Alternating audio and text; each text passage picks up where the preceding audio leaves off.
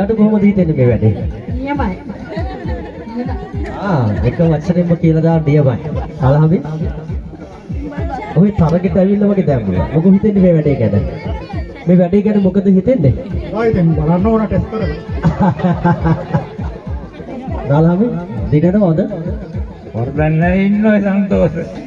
සන්තෝෂී. ඔබතුමාට උදේ කතා කරා ඉතින්. ඉතාම සන්තෝෂයි. මේ වගේ තරගයක් ලැබෙනවා තවත් සන්තෝෂයි. බොහොම සතුටෙන් ඉන්න අවුලක් නැහැ. අවුරුදු ජයයට කොහොමද වැඩ පිළිවෙල? නේද අවුරුදු ජයයි. හොඳයි. අද දිනන්න හිතාගෙන ඉන්නේ. එහෙම බලාපොරොත්තු තියෙනවා. ඔව් අපි වතක් වීම ගැන මට සතුටුයි. අමතක වෙලා නැහැ. කරන යාළුවෝ ඔක්කොම එකතු වෙලා තියෙනවා.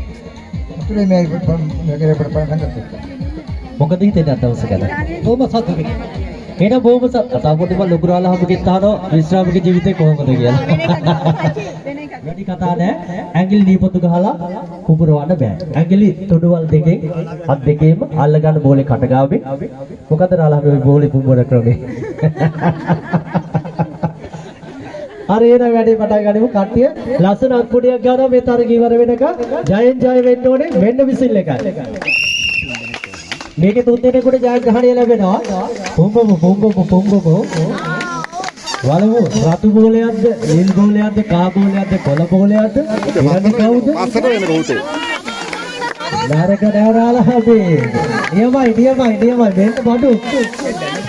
කොහොම ලොකු වැඩ කරන්නේ රංජිත් රාලා හැමලා. මෙන්න ප්‍රථම ස්ථානය දිනා ගන්නවා. දෙක කවුද? දෙක. තා දෙන්නෙකුට අවස්ථාව තියෙනවා. මෙන්න මේක. මේ ඔයාලගේ වසම්බල කට්ටිය බලන්න පොඩ්ඩක් මොකද වෙන්නේ කියලා. රාලහාමිට හුලඟ ඇත්තෙම නැහැ. මොකද උනේ? බොම්බෝ හුලඟ නැහැ. මොකද රංජිත් රාලහාමි මුතුවා මේකේ සයිස් එක. කුමාරියක් බලාගෙන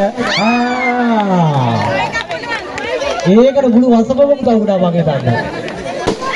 තුන්වන ස්ථානය ජය වේවා. හොඳ විදිහට ඔය බෝලයක් තියාගන්න ගෙදර ගිහින් බෝල් ගහන්න අපිට.